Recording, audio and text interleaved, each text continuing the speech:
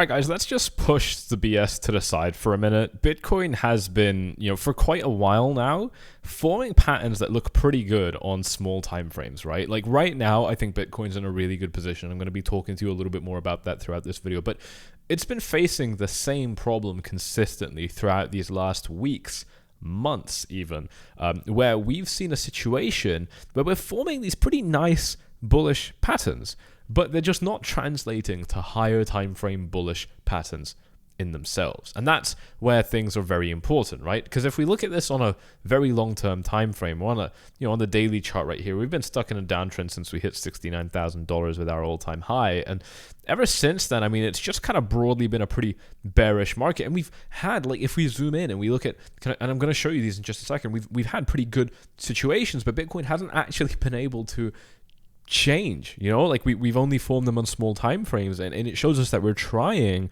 but we haven't quite been able to get that switch into a more long-term bull market. And so that's what I want to talk to you about in today's video, and also just kind of zoom in and focus this on what we're looking at today as well. Because with the current chart, again, we have a good setup. Now, the first thing that I think is really important to understand as analysts and traders in this space, and it's something that we talk about a lot inside of the Forthlies Academy course, which pretty much every VIP member is getting for free when you sign up using the link in the description down below, is that we always get the short-term time frames switching bias first, and then if that price action will stick, we'll start to see it reflect on the mid-term time frame and then on the long-term time frame, right? So what that might look like is, you'll first see, if the market's going to start moving up very nicely, you'll first start to see bullish signs on the 15-minute time frame. They're going to fire off consistently. They're going to keep firing off, and that's why they're wrong all the time as well, right? So this is why you see generally traders that are very short-term focused, they don't make much money. They actually tend to lose money, even though they think they're trading, so they might make more money. The reason very short-term traders tend to lose money more often than long-term traders is because there's more chances to be wrong. So we'd get, for example, the 15-minute time frame firing off something bullish, but it wouldn't translate into a bullish setup on the 1 hour or on the 4 hour. But if these things flip, you'd get the 15-minute turns bullish first, then the 1 hour, then the 4 hour, then the 1 day, then the 1 week. And that's where you start to get confluence on multiple different time frames. Now, right now, we don't have that. We can take a look at the 1 hour time frame, and this to me does look pretty good, honestly. I mean, again, it's the classics. We've got a setup of higher lows right now. We've been setting higher highs as well. We came down to test the downside. We got a little bit of a move up. This is actually a move that we are anticipating inside of Forthlies VIP. I was even trading it, but for Ethereum. And unfortunately, my dumbass closed that position before the profit actually hit, before the position actually hit a very nice profit. I would have been in a really nice gain right now. What is this? 40% profit up to the top, and obviously a little bit less now, but I ended up closing at break even. But nonetheless, I guess I can say that I was expecting it. Doesn't matter because I didn't get to make money off it, but definitely something that looks pretty decent. And this is the thing, is that we've got nice bullish setups right now. Like, it really looks like we are kind of getting ready to hit some key levels of this upside target that I've been discussing with you guys on this YouTube channel, right? You guys are going to remember that generally when the market is gravitating towards the lows a little bit too much, I start to get a little bit worried. But when I see that the market is gravitating towards the highs, that's where I start to think that actually we might be able to get a little bit of a rally up. And so if we look at our absolute lows, we hit them twice, but if we look at our highs, not our absolute high, because for this little trend it would be up here at 18.1, but just kind of our more just trend highs, basically, we've been kind of quite consistently hitting them. I mean, it does look like we're just kind of knocking on that door ready to get a breakout, right? And so that's something that I'm actually quite excited by seeing, right? That's something that gives me a really, really good sign of confidence right there. But again, I mean, if we look at this on the 4 hour time frame now, zooming out a little bit, it actually looks pretty decent on the 4 hour. Again, it's a very similar setup. It's not actually a particularly different picture.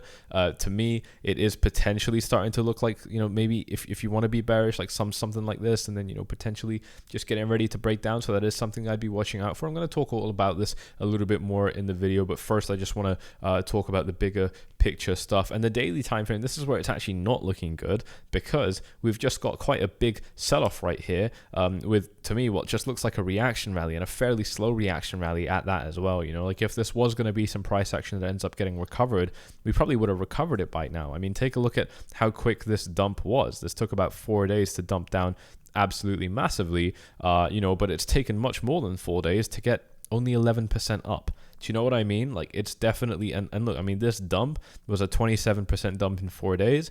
We're now 30 days in and we're up by 10, 11%, 12%. So it's just, in terms of these larger time frames, we're not seeing this bullish picture translate over. And again, like, before I get into the real kind of nitty-gritty analysis that I know you guys are used to getting on this YouTube channel, what I want to cover with you is what we've seen previously right here on this chart, which is, again, quite similar setups, right? If we take a look at this, it's hard to show you this on the 1 hour now because we spent a little bit of time since we've been there, but I mean, we kind of look at what was going on here, and it was a similar setup where like we were making good attempts. I mean, this is leg number 1, leg number 2, leg number 3, which was actually the strongest one. I still maintain that if that FTX news didn't take place right at the top here, the market would probably be at like $30,000 or something very, very high right now.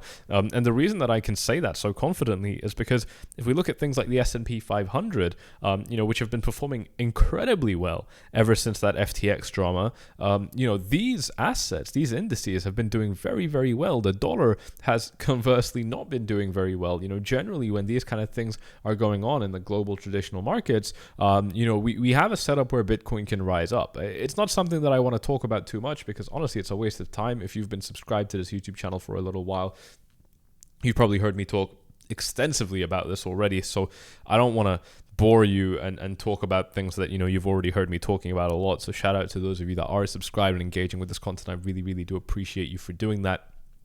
Because bottom line, guys, this is a concept that we've spoken about quite a few times on this YouTube channel already, but it is pretty much just that we had some really, really nice setups here. I mean, we didn't, there was some key areas of resistance that we even managed to break, right? We had Ichimoku support. I mean, really quite good setups on the 4 hour time frame right here. But this actually is a beautiful way for me to illustrate exactly my point right here. Let me just show you what I'm getting at. Is like we had this support on the 4 hour time frame right here, which was absolutely phenomenal. But we look at it on the daily time frame and we still had resistance this whole time. This is the same point right here on the 1 day time frame. Look at that resistance. We still had resistance here. So again, it's a very clear example of how like we're getting setups that look good on the short time frames, but they're not translating over, they're not spilling over into the longer time frame setups. So what do we need? What do we need to do now? Let me cut straight to the point, legends. What we really need, I think, right now at this point in this market is to get above some of our key levels. It's not something that we were able to do last time, right? Bitcoin got up to 21.5, and like I said, the FTX drama came up. So again, we could be much, much higher by now. But we didn't quite get to, we didn't even break 22,800, which I think was a really important level. This was basically our prior high, right? So anything below this within this rally, anything below this point right here, not super important in my opinion. What is that level for us right now? Well, that level is basically going to be this area right here, this high right here, because this was the high that we got stopped at previously, right?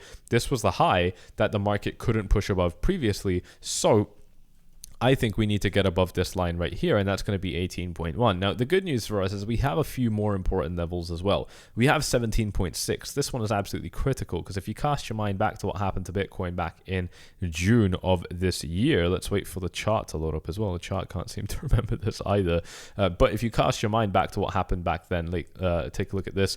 This is exactly where the market got a very, very quick V-shaped spike down from, right? Like the market crashed down here and just very quickly spiked right back up, and it came from this 17.6k level. So this is a very important level to recover for the market, and it's marked by this green line right here. If we're able to get above it, that would be a really strong win for us on the short-term time frames, and that's going to start to spill over into the long-term time frames as well, I would think as well. So that's going to be really, really big. Now the next thing, and this is actually a really good thing I think if Bitcoin can pull it off, is because we have been slow and we haven't actually formed a quick recovery.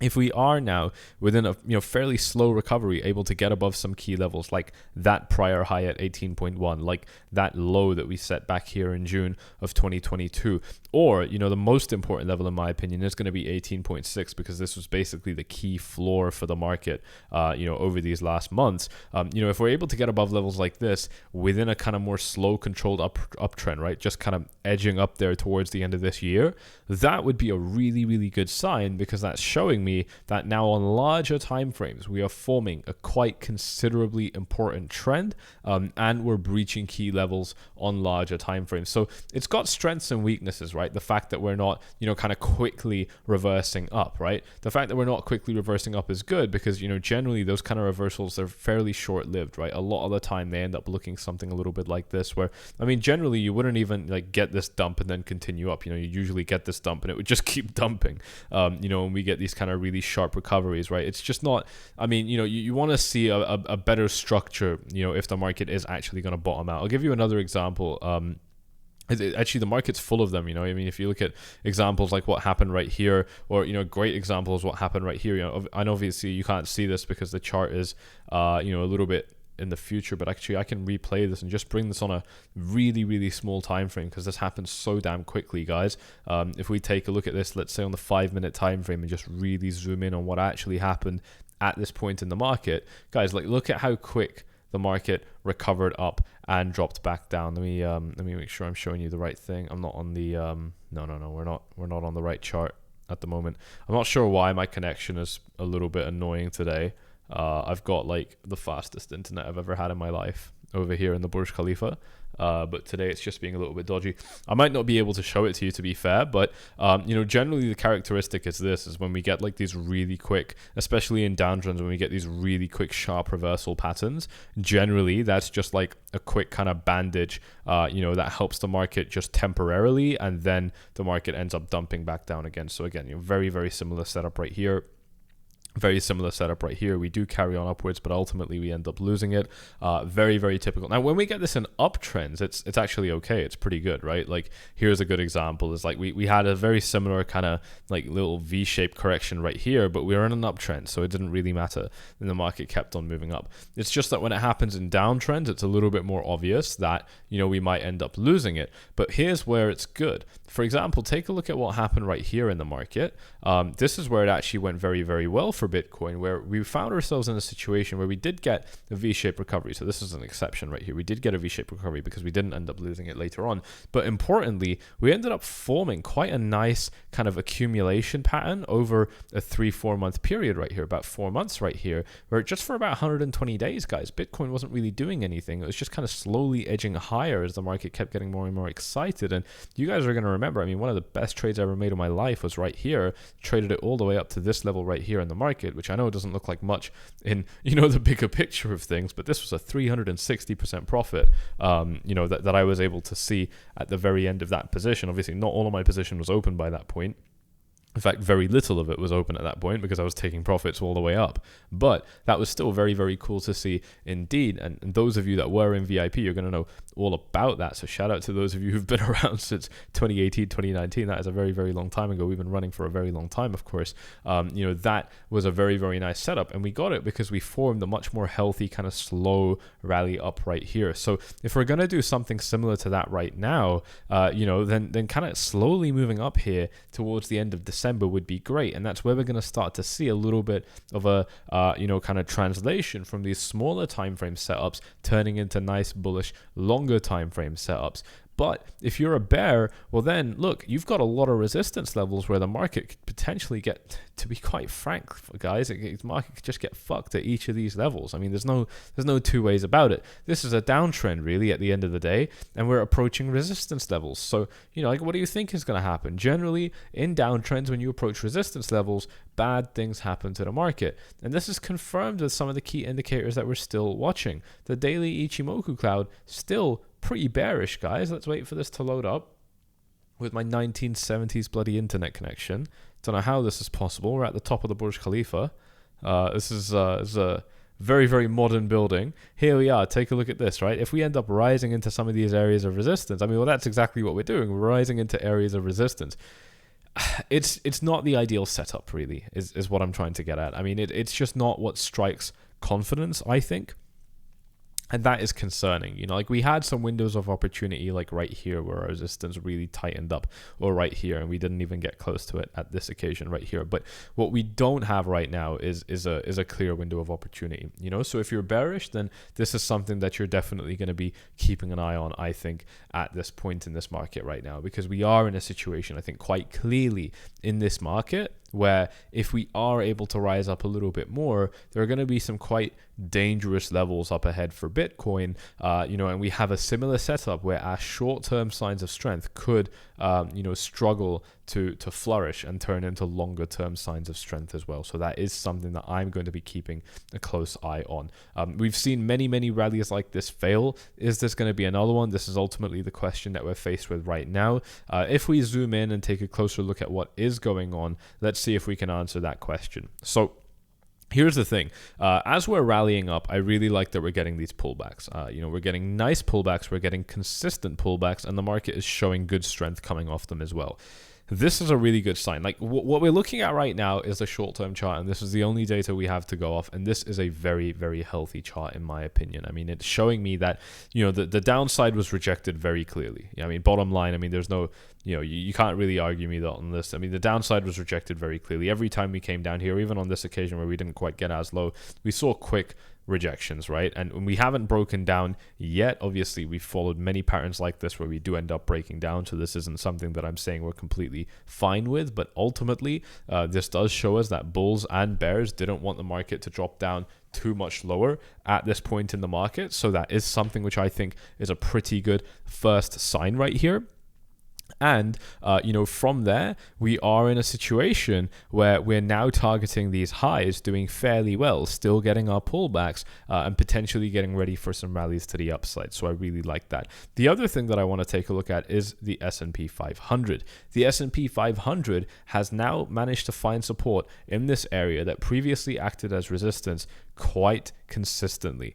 We're actually potentially starting to enter a little bit of a bad situation because, look, this market closes in the next hour and a half or so, and if we're still hanging around here, going into the next week of trading, because it's a Friday today, don't forget, if we're still hanging around here going into that next day of trading, wait, hang on a minute. Then, we could be looking at losing the support area and dropping lower. But I don't want to be too bearish right now because we are at a support level, and we're at a support level within a nice kind of short to mid-term uptrend right here. So, this is looking pretty good as far as this chart goes. It still looks like the S&P 500 can rise higher. It certainly looks like we're starting to struggle a little bit, so it is something that I'm going to be keeping my eye on. But if we're able to get a nice pump up, then I definitely don't think that, 4130 up to 4170 should be a problem for the S&P 500, and that's where I would expect to find that next area of resistance. If not, up at 4300 would be that next area, even more after that. So that's kind of what I'd be looking at for the S&P 500 in terms of where these resistance levels are. And the thing that this kind of shows us with the dollar is also quite similar. It just goes in reverse, right? Is that the dollar at the moment, the dollar looks a little bit more clear than the S&P 500 in my opinion. The dollar at the moment is in a little bit of a downtrend. The more the dollar drops, generally, the more the S&P 500 and stuff are going to be rising. But this is a very, very difficult chart to analyze right now because the dollar has been behaving quite strangely over these last couple of weeks, to be quite honest with you guys. But bottom line, it is still setting lower highs and generally also setting lower lows as well. So, very clear examples right here. Generally setting lower lows as well. So still in a downtrend. The downtrend is clearly slowing down. The downtrend was very quick on this occasion here, very slow now comparatively. Is this a sign that we're going to reverse? I don't know, probably not. I still think that there's a decent amount that the dollar can drop until it captures a little bit more support. So this is something that I'm going to be watching, but I do want to remind you guys that this is all on a comparatively short-term time frame, right? On the longer-term time frame, if we look at this on the weekly chart going all the way back to 2008 and 2011, this is a very clear uptrend for the dollar. Yes, we are in a little bit of a pullback right now, but we are still in an uptrend, and it would be foolish to say that the uptrend is over just with this. It could be over, and it would make a lot of sense if it is over, but I just can't. I'm not ready to make a conclusion like that just yet. So, to me, and I've been saying this ever since I've been calling for the dollar to reverse. I was saying the dollar's probably going to reverse when we were all the way up here, and we were, potentially looking at dropping down. I was calling for this, so we were 100% correct about this on this YouTube channel. What I was saying to you is that I think the dollar is going to be potentially ready to get a little bit of a drop down. Well, now I'm saying the opposite. Now I think that the dollar could potentially be ready to, flip and start moving upwards a little bit. even if it's just for the short term, some sort of reaction rally is definitely due, in my opinion, because we have been quite aggressively trending down, and I think that's why we're starting to see that this downtrend for the dollar has slowed down. We're just not selling off as quickly as we were previously. So, that's a sign that some of that bearish pressure is potentially being alleviated in this market right now. And again, that wouldn't translate to anything particularly good for Bitcoin. That would actually that would, in my opinion, be pretty bad for Bitcoin. But if we are in a situation where, the dollar does keep on trending down, because like I said, the support is still a little bit lower for the dollar, again, that's still, going to be representing clear blue skies for Bitcoin. So that is going to be a good sign in my opinion. But there you go. There's a lot to unpack in this YouTube video. If you have enjoyed it, do me a favor and smash up the likes. Go ahead and check out Bybit as well. Guys, they're still offering you this amazing $30,000 deposit bonus. If you follow my link in the description down below, well worth checking out. And crucially, if you're interested, so I've actually got this package. It's called Trade Insane or Stay the Same. It's a stupid name. I really need to rename it, but it's a very, very good product, and it's where I've documented for you within an ebook, audiobook, and video course, the video course of which is going to be re-recorded quite soon. I'm about to I've been saying this for a while, but I'm about to re-record the 𝗧𝗪𝗏 Academy course, which is completely transformed and created traders, and the Trade Insane package as well. They're both going to be refreshed. Every single person that owns these two products already are going to be getting the upgraded versions for free, but the prices of both are about to go up. If you want to get that Trade Insane package for free, it's a collection of the key lessons I've learned, mainly psychological lessons, which in my opinion is the absolute most important stuff about trading and analysis, more specifically about trading. If you want to get that product for free, that ebook, audiobook, video course bundle, you can do that by following the link in the description down below. I've literally given you a link to get that package for free. It's worth about $200. You can get it for free by signing up to Bybit, just kind of getting started on this platform. It is by far my favorite platform, to be a trader. I've been saying this to you for years, and it still holds true right now. It's the main exchange that I'm using, so it's well worth checking out, and you're getting a very, very impressive deposit bonus as well. So whether you want that free product or not, go get this free money. This is well worth checking out. And if you do want that free product, then the link for that is going to be in the description as well already. So there you go. I really hope you've enjoyed this one. Let me know what else you want to see in this market right now. I'm very curious to know if you guys have video suggestions. If you do, please do drop them in the comments. With that, I really hope you've enjoyed this one. You know what to do if you have. Hit the likes, subscribe, and tick the bell, all that good stuff, and I'll see you all in the next one. Cheers. Bye.